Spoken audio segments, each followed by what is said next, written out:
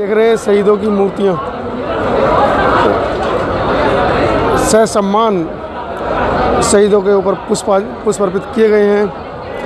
अभी कुछ परिवार रह गए हैं, लेकिन जैसे जैसे प्रक्रिया चलती रहेगी सभी परिवारों को सम्मानित करने का काम आज मंच से हो रहा है।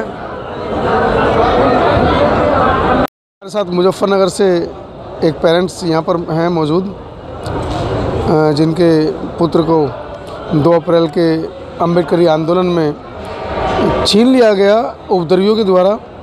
और इधर हमारे साथ मधु बोध भी हैं। मधु से भी जानना चाहूँगा कि वो अलीगढ़ से आई हैं। अलीगढ़ से आने के बाद आज दिल्ली के अंदर इतना बड़ा ऐतिहासिक कार्यक्रम, मधु कैसा लगा? अच्छा लगा सर, दिल्ली का ये इतना बड़े मंच पे आज हमें बुलाया गया, बहुत अच्छा लगा। और आप लोग, सबसे पहले तो बहुजन मीडिया को बहुत बहुत मैं धन्यवाद बोलूँगी कि आप लोग कवरेज देते हैं और दिखा रहे हैं कि हाँ बहुजन में इतना सब कुछ हो रहा है, समाज जागृत हो रहा है, अवेयर हो रहा है, जगह जगह प्रोग्राम हो रहे हैं। मुझे यहाँ पे इनवाइट किया गया था बाबूजी सुरेश जी द्वारा, क्योंकि बाबूजी का बेटा 2 अप्रैल में शहीद हो गया और मैं बाबूजी के यहाँ जाती रही। और इसलिए बाबूजी ने कहा कि अमरेश भाई के शहीद होने में मैं जाती रही बाबूजी के यहाँ, और बाबूजी ने मुझे अडॉप्ट किया।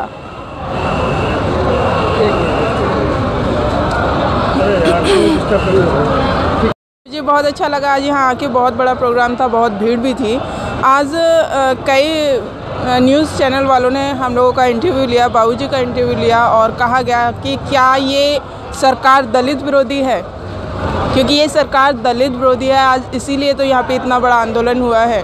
2 अप्रैल का आंदोलन इसीलिए तो हुआ था कि वो दलित के विरोध में उन्होंने ऐसा निर्णय लिया था, हमारे सुरक्षा कवच को निरस्त कर दिया था, जिसके लिए हमने लड़ाई लड़ी। और उसमें हमारे 13 भाई शहीद हो गए, बच्चे और बुज़ुर्ग भी थे कुछ, और हमारे यंग भाई भी थे, और वो शहीद हो गए।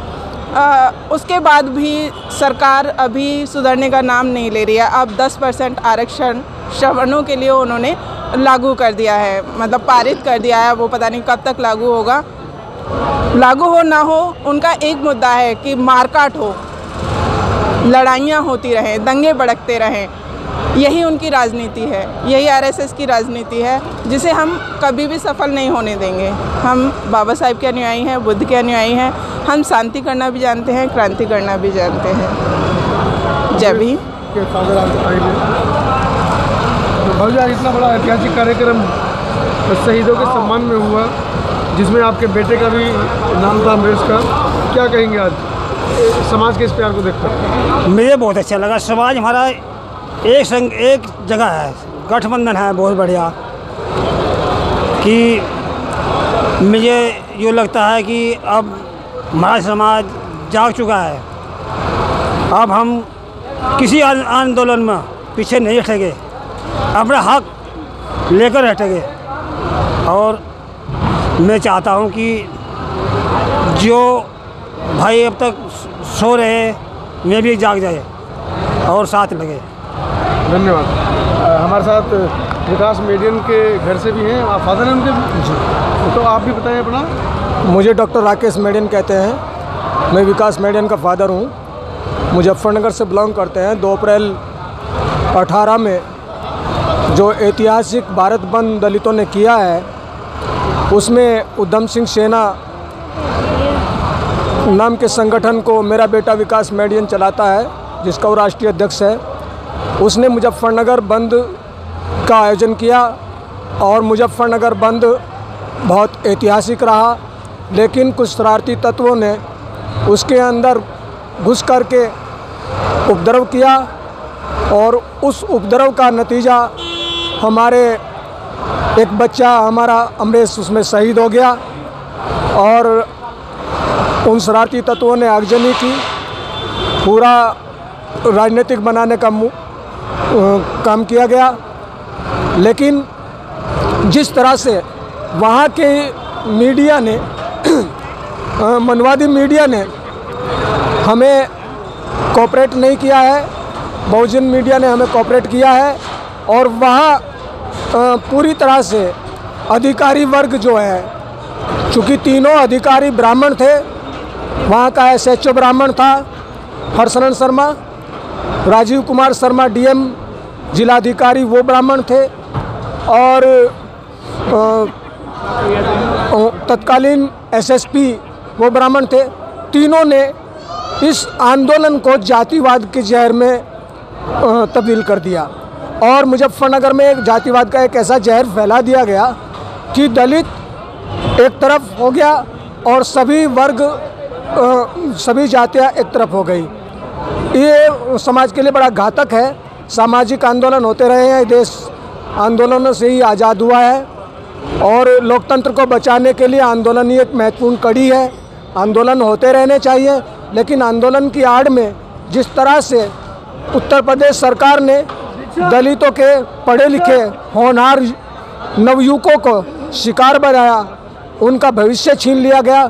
खुद मेरा बेटा विकास मेडियन बी फार्मा का 4th ईयर का लास्ट ईयर का स्टूडेंट था, उसको जो है जातिवादी कार्रवाई के तहत एग्ज़ाम तक नहीं देने दिया गया।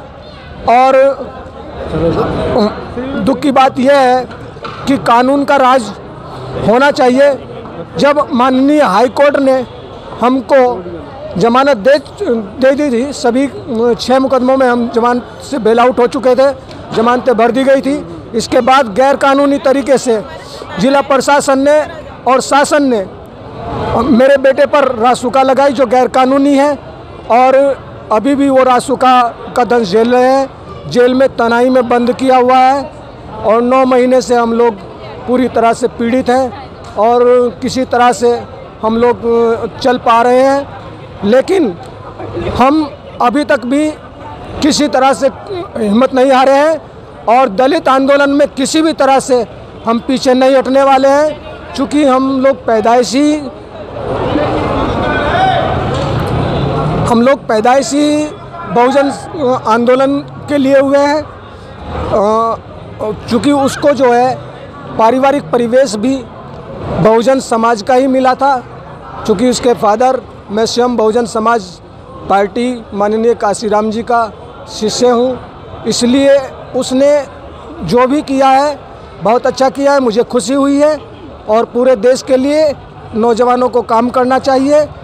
वैसे भी अगर हम इसी तरह से डर कर छुप कर घरों में छुपते रहे, तो ये लोग एक दिन हमारे अधिकारों को छीन करके हमको जो है ना सड़क पर ला खड़े कर देंगे।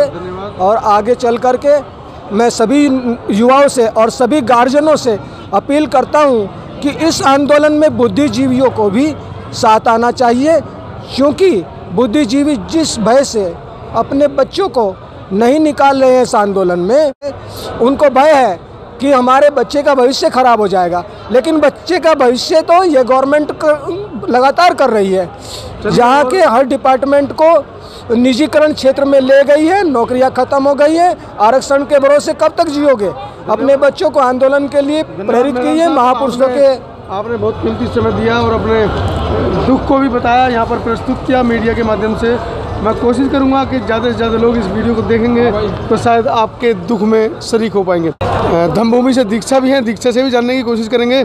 दीक्षा, लगातार बहुजन महिलाएं आंदोलन का हिस्सा बन रही हैं, आप खुद युवा हैं और मैं देखता हूँ अक्सर हर आंदोलन में आपकी भूमिका होती है, क्या कहेंगे इस बारे में? और आज के इस आंदोलन को आप किस दृष्टि से देखते हैं? सभी को नवबुधाय जय भीम। ये आंदोलन बहुत पुराने समय से चलता आ रहा है और बाबा साहब के द्वारा खड़ा किया ये आंदोलन निरंतर एक गति पकड़ रहा है। 2 अप्रैल को जो भी हुआ वो एक आगाज़ था एक बहुजन क्रांति का, जो क्रांति अब दिखने लगी है। आज यहाँ पे लाखों की संख्या में देश भर से लोग आके ये जता रहे थे कि दिल्ली हमारी मंजिल है। जैसा भंते जी ने बताया कि चाहे हम कहीं भी हों, किसी भी संस्था से हों, किसी भी ऑर्गेनाइजेशन से हों, कहीं पे भी किसी भी मकसद के साथ हों, लेकिन हमारी मंजिल सिर्फ दिल्ली ही है।